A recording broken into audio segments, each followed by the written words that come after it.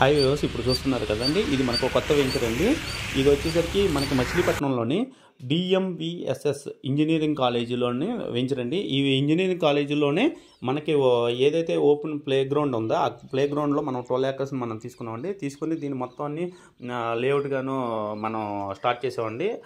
ఇది వచ్చేసరికి municipality approval project అండి. దీనికి బ్యాంక్ లోన్ ఫెసిలిటీస్ ఉంటుంది, స్పాట్ రిజిస్ట్రేషన్ అండి. మీకు చూస్తున్నారు కదండి, ఇదండి 40 feet రోడ్స్ అండి. రోడ్ ఫోక్స్ కూడా మీకు జరుగుతున్నాయి. అలాగే మెయిన్ రోడ్ వచ్చేసరికి 60 feet రోడ్ అండి.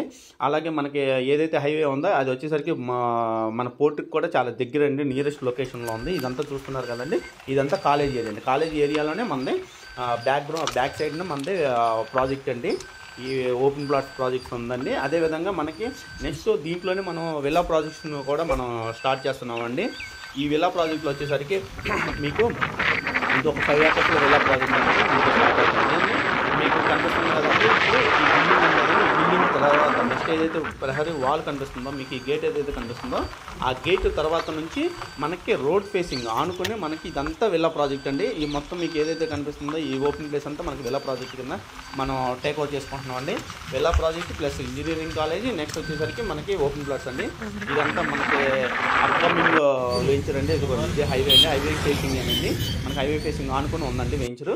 మీకు స్పాట్ రిజిస్ట్రేషన్ అండి.